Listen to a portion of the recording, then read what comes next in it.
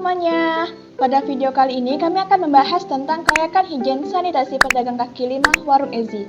Mata kuliah sanitasi penanganan limbah dan lingkungan ini diampu oleh Pak Ciko John Karunia Simamora, SPMSI, dan survei lokasi dilakukan oleh kelompok 1 Ilmu dan Teknologi Pangan Angkatan 2019 kelas B yang beranggotakan Nurul Afika, Dea Maliana Putri, Kamaludin, Richard Ferdinand, Azhar Arga Amijaya, Naufal Fadur Rahman, Ulia Azizah, Wulan Novia Rahmadinia, Devi Tridayanti, Aisyah Fadilah, Anissa Nurfatona, Sri Puja Lestari, dan Fadia. Survei lokasi ini dilakukan pada pedagang kaki lima Warung Ezi yang beralamatkan di Jalan Sepakat 2, depan Asrama Mahasiswi Kabupaten Sambas, Muara Ulakan. Warung Ezi ini dikelola oleh Ibu Nunung selaku pemilik usaha dan dibantu oleh kedua anaknya. Usaha Ibu Nunung dimulai sejak tahun 2019, namun belum memiliki nomor izin hingga sekarang. Ibu Nunung berjualan setiap hari dari pukul 6 pagi hingga pukul 2 siang. Untuk jumlah penjual makanan hanya ada satu orang, yaitu Ibu Nunung sendiri. Survei ini dilakukan pada hari Senin, tanggal 20 September 2021, dengan menerapkan protokol kesehatan berupa memakai masker, menggunakan hand sanitizer, dan menjaga jarak. Sebelumnya, mungkin kamu sudah sering melihat kata sanitasi ketika berselancar di internet. Apa sebenarnya yang dimaksud dengan sanitasi? Dan apa pentingnya kelayakan sanitasi bagi rumah makan, baik pedagang kaki lima maupun restoran?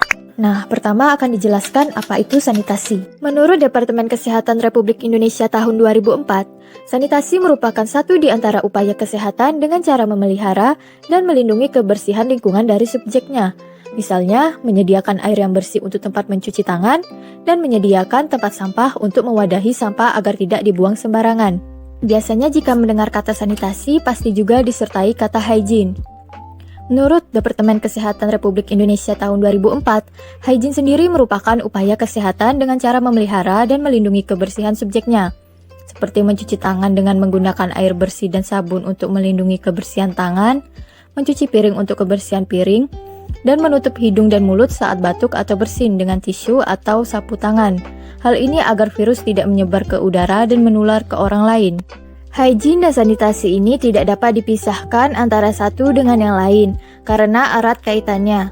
Misalnya, hygiene sudah baik karena mau mencuci tangan, tetapi sanitasinya tidak mendukung karena hanya tersedia air bersih dan tidak tersedia sabun cuci tangan, maka mencuci tangan menjadi tidak sempurna. Oleh karena itu, diperlukan peningkatan sanitasi dengan tersedianya air bersih dan sabun cuci tangan yang cukup. Terdapat beberapa variabel yang harus diperiksa dalam pemeriksaan kelayakan hygiene sanitasi rumah makan dan restoran, yaitu sebagai berikut.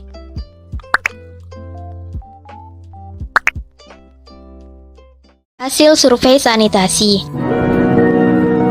Nah, pada kesempatan kali ini, kami melakukan survei tentang kelayakan hygiene sanitasi pada pedagang kaki lima Warung Ezi dan mendapatkan beberapa informasi.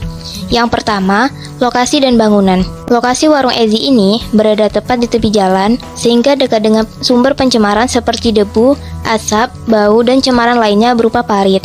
Sehingga nilai skor yang diberikan adalah nilai terendah, yaitu 4. Untuk bangunannya sendiri menggunakan gerobak yang dimana gerobaknya terpisah dengan tempat tinggal dan rapat serangga serta tikus karena ditutup ketika tidak digunakan. Namun bangunannya tidak kokoh, kuat, dan permanen. Untuk pembagian ruangnya sendiri hanya terdiri dari adanya gudang bahan makanan dan gudang peralatan. Untuk lantai bangunannya, karena merupakan gerobak, maka lantainya langsung menggunakan tanah. Walaupun tanah, lantai tersebut dapat dikatakan bersih karena selalu disapu oleh pemiliknya, tidak licin, rata, serta kering. Namun, jika hujan, maka lantai tersebut akan tetap basah serta licin dan biasanya ketika hujan, warung ini tidak buka. Untuk dinding dan ventilasi, gerobak ini tidak memiliki dinding tetap dan ventilasi yang baik, sehingga kami memberikan nilai terendah untuk poin ini. Untuk pencahayaannya sendiri, karena berada di ruang terbuka, maka cahaya matahari yang ada tersebar merata dan tidak menyilaukan dikarenakan berada di bawah pohon rindang yang lebat daunnya. Sedangkan untuk atapnya sendiri berbentuk segitiga dan cukup landai, serta tidak memiliki sarang tikus dan serangga. Namun mudah bocor apabila terjadi hujan deras. Selain itu, untuk langit-langitnya sendiri rata dan bersih, serta tidak terdapat lubang-lubang kecil, namun tingginya kurang dari 2,4 meter. Dan yang terakhir adalah pintu. Dikarenakan warung Ezi ini menggunakan gerobak dan tergolong kaki lima, sehingga pintu tidak tersedia. Yang kedua adalah fasilitas sanitasi. Untuk fasilitas sanitasi pada warung Ezi ini dapat dikatakan tidak memadai karena untuk air bersih yang ada tidak mencukupi dan menggunakan air parit sehingga tidak memenuhi syarat air bersih yang baik. Untuk pembuangan limbah dan toilet tidak ada. Limbah berupa air cucian langsung dibuang pada parit, sedangkan toilet tidak tersedia karena bangunan hanya berupa gerobak saja. Sedangkan untuk tempat sampah ada dua, yaitu berupa kantong plastik yang diletakkan di ujung gerobak. Sampah tersebut selalu diangkut dan dibuang setiap Ibu Nunung selesai berjualan, sehingga tidak menyisakan limbah makanan. Untuk tempat mencuci tangan, mencuci peralatan, dan mencuci bahan makanan, karena tidak memenuhi standar, maka kami memberikan nilai terendah. Untuk tempat cuci tangan memang tidak disediakan, dan untuk tempat mencuci peralatan memang tersedia, namun hanya berupa jamban kecil serta air di dalam baskom, jerigen, dan ember saja, sehingga tidak memenuhi kriteria yang ada. Sedangkan untuk tempat mencuci bahan makanan tidak ada dikarenakan Ibu Nunung ini menjual makanan yang sudah jadi sehingga tidak ada bahan makanan yang perlu diolah di lokasi berjualannya. Untuk loker karyawan dan peralatan mencegah masuknya serangga dan tikus juga tidak tersedia. Yang ketiga adalah dapur, ruang makan, dan gudang bahan makanan. Untuk dapurnya sendiri karena hanya berupa gerobak, maka tergolong kecil namun bersih, serta memiliki fasilitas penyimpanan panas berupa termos air panas dan kompor panas. Untuk ruang makan sendiri ada namun tidak memenuhi kriteria yang ada, dikarenakan ruang makan hanya berupa lesehan kecil dan dialasi karpet tipis Dan berada di tepi parit. Lalu untuk gudang bahan makanan yang ada kapasitasnya cukup memadai serta rapat serangga dan rapat tikus. Yang keempat yaitu bahan makanan dan makanan jadi. Untuk bahan makanan, kondisi fisiknya dalam keadaan baik sehingga layak untuk digunakan. Sedangkan untuk makanan jadi, kondisi fisiknya dalam keadaan baik dan layak dikonsumsi. Serta makanan dan minuman jadi yang ada di dalam kemasan tidak ada tanda kerusakan dan terdaftar pada Departemen Kesehatan Republik Indonesia. Yang kelima adalah pengolahan makanan yang dilakukan. Untuk proses pengolahan makanannya sendiri, Ibu Nunung selaku pemilik memakai pakaian kerja dengan benar dan melakukan cara kerja yang bersih. Hal ini dapat dilihat ketika Ibu Nunung hendak mengambil makanan jadi, dia menggunakan alat khusus berupa hand gloves. Yang keenam adalah tempat penyimpanan bahan makanan dan makanan jadi. Untuk tempat penyimpanan bahan makanan diletakkan terpisah dengan makanan jadi, serta tempat penyimpanannya bersih dan terpelihara karena selalu dibersihkan. Sedangkan tempat penyimpanan makanan jadi disimpan dengan menggunakan wadah plastik berupa Tupperware sehingga tertutup rapat. Selanjutnya adalah cara penyajian makanan yang ada. Warung Ezi ini menjual makanan jadi seperti bubur, nasi kuning, nasi uduk, nasi goreng, dan lontong sayur. Makanan tersebut bisa dimakan langsung di tempat ataupun dibungkus. Jika makan di tempat, maka suhu makanan hangat, terutama bubur, tidak kurang dari 60 derajat Celcius karena disajikan dengan kuah yang masih hangat. Selain itu, pewadahan makanan berupa piring, mangkuk, sendok, dan garpu menggunakan alat yang bersih, serta penyajian makanan tersebut pada tempat yang bersih. Selanjutnya adalah peralatan yang digunakan. Ketentuan peralatan yang ada pada warung Ezi ini adalah peralatan yang digunakan semuanya dalam keadaan baik dan utuh. Permukaan alat yang kontak langsung dengan makanan tidak ada sudut mati dan halus, serta peralatan yang kontak langsung dengan makanan tidak mengandung zat beracun yang membahayakan kesehatan. Selanjutnya adalah tenaga kerja yang meliputi pengetahuan atau sertifikat higien sanitasi makanan, pakaian kerja, pemeriksaan kesehatan, dan personal higien. Untuk pengetahuan atau sertifikat higien sanitasi makanan, kami memberikan nilai terendah karena pemilik warung tidak memiliki sertifikat higien sanitasi tersebut. Sedangkan untuk pakaian kerja yang digunakan adalah baju bebas rapi yang bersih karena tidak tersedianya pakaian seragam kerja. Untuk pemeriksaan sendiri, baik Bu Nunung maupun anaknya tidak melakukan check up kesehatan secara rutin, namun mereka tidak bekerja dan minum obat saja ketika sedang sakit. Sedangkan untuk personal higiennya, baik pemilik ataupun penjamah makanannya berperilaku bersih dan berpakaian rapi dan menggunakan masker. Selain itu, dalam pengambilan makanannya juga menggunakan alat yang sesuai serta bersih.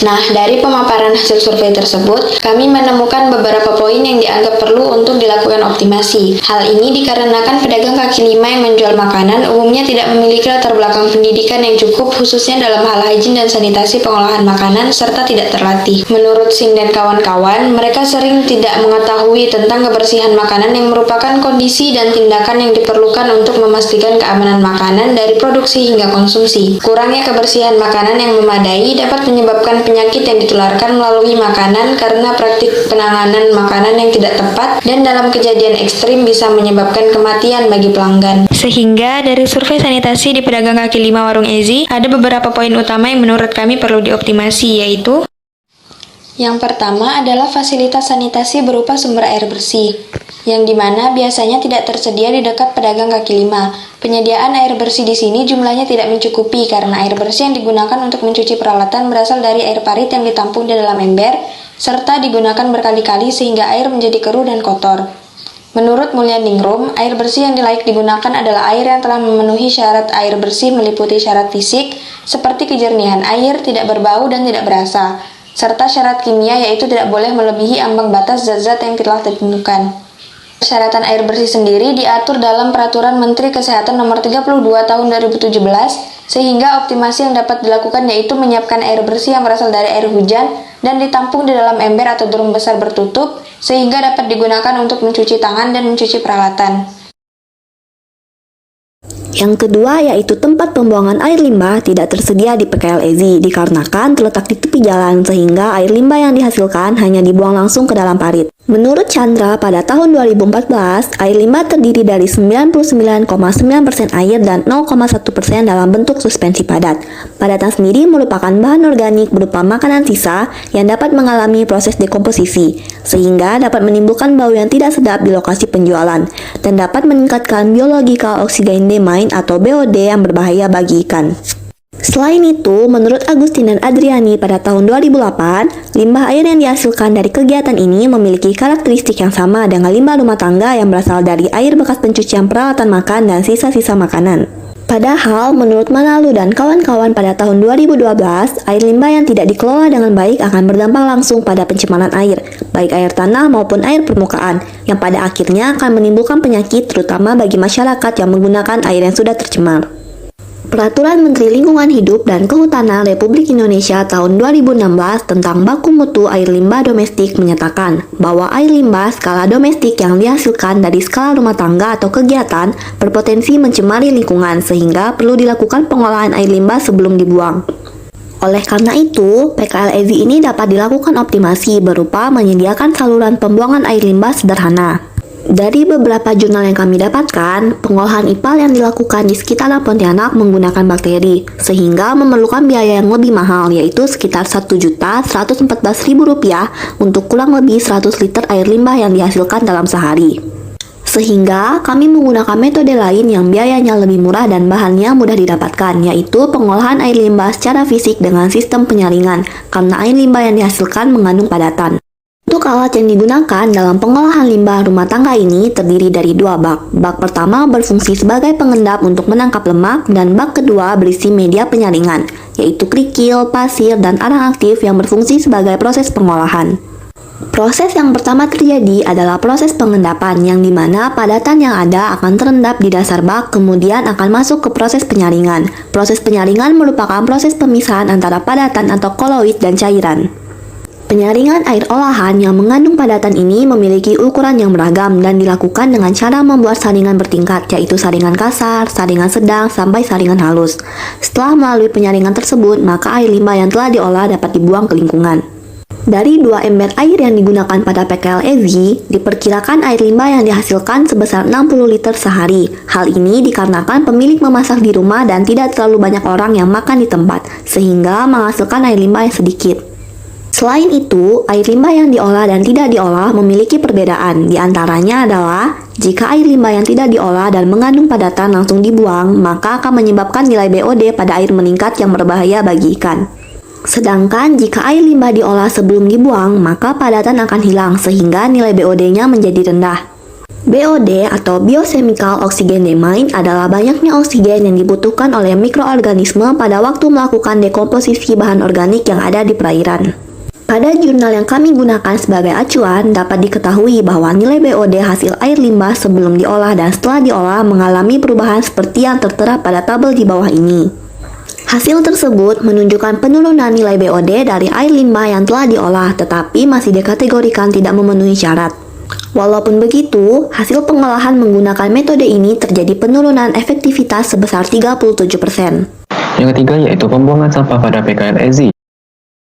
Pembuangan sampah pada PKL EZI dibuang ke dalam kantong plastik yang disimpan pada tepi gerobak dan tidak sesuai standar. Menurut Agustin dan Andriani pada tahun 2008, pada umumnya PKL yang menggunakan kantong plastik sebagai tempat sampah ini tidak memeriksa apakah kantong plastik tersebut berlubang atau tidak, sehingga sampah ataupun air keluar dan menimbulkan bau yang tidak sedap. Optimasi yang dapat dilakukan yaitu seharusnya disediakan tempat sampah yang sesuai syarat kesehatan. Menurut Peraturan Menteri Kesehatan RI tentang persyaratan rumah makan dan restoran, tempat sampah yang layak digunakan sebaiknya terbuat dari bahan yang kedap air, tidak mudah berkarat dan tertutup. Jumlah dan volume tempat sampah harus disesuaikan dengan produksi sampah setiap hari dan sampah harus dibuang dalam waktu 24 jam. Yang keempat yaitu tempat mencuci tangan saat ini tidak tersedia di warung EZI, sehingga optimasi yang dapat dilakukan adalah menyediakan tempat mencuci tangan seperti air bersih yang mengalir, sabun, dan tisu. Yang kelima yaitu tempat untuk mencuci peralatan. Di warung EZI tersedia namun tidak memenuhi kriteria yang dibutuhkan. Menurut Utami dan kawan-kawan, mencuci peralatan masak dengan cara dicelupkan ke dalam ember berisi air seperti yang dilakukan sebagian besar pedagang tidak dapat menjamin kebersihan peralatan. Bahkan kotoran akan menumpuk di air cucian yang kemudian dapat berpindah ke peralatan yang digunakan. Kondisi ini akan semakin parah jika pedagang tidak mengganti air cucian secara rutin. Selain itu, spons yang digunakan juga tidak sering diganti sehingga dapat menyebabkan pertumbuhan mikroba yang dapat mengurangi efektivitas sabun cuci piring yang digunakan. Sehingga optimasi yang dapat dilakukan untuk tempat mencuci peralatan adalah menyediakan air bersih yang mengalir untuk mencuci peralatan serta mengganti spons yang digunakan secara berkala. Selain itu, disediakan juga air panas untuk mencuci peralatan yang berlemak. Optimasi personal hygiene. Menurut Longri, pengetahuan, sikap, dan perilaku penjamah makanan mempengaruhi kualitas makanan. Hygiene perorangan yang terlibat dalam pengolahan makanan perlu diperhatikan untuk menjamin keamanan pangan. Kontak tangan dengan makanan matang hendaknya dilakukan seminimal mungkin untuk meminimalkan kontaminasi. Frekuensi pencucian tangan pada prinsipnya dilakukan sesering mungkin setelah tangan menyentuh benda-benda yang dapat menjadi sumber cemaran atau kontaminan seperti merokok, menyentuh uang, menggaruk kepala, dan lainnya. Ibu Nunung sendiri berjualan tanpa menggunakan apron, padahal menurut Mulyaningrum 2007, seharusnya apron atau celemek yang bersih sebaiknya selalu dipakai pada saat mengolah makanan. Hal tersebut juga dijelaskan oleh Ariana dan kawan-kawan 2018, bahwa pakaian yang digunakan saat proses produksi dapat menjadi sumber kontaminasi karena digunakan juga untuk mengerjakan aktivitas lain sebelum memulai proses pengolahan sehingga berpotensi terkena debu dan keringat. Menurut Prabandari dan Sembiring 2016, apron atau celemek adalah kain penutup yang digunakan sebagai pakaian pelindung agar pakaian tetap bersih. Hal ini sesuai dengan Mohi 1992 yang menyatakan bahwa kain bersih akan menjamin higienitas dan sanitasi makanan karena tidak ada debu atau kotoran pada pakaian yang dapat membuat makanan terkontaminasi.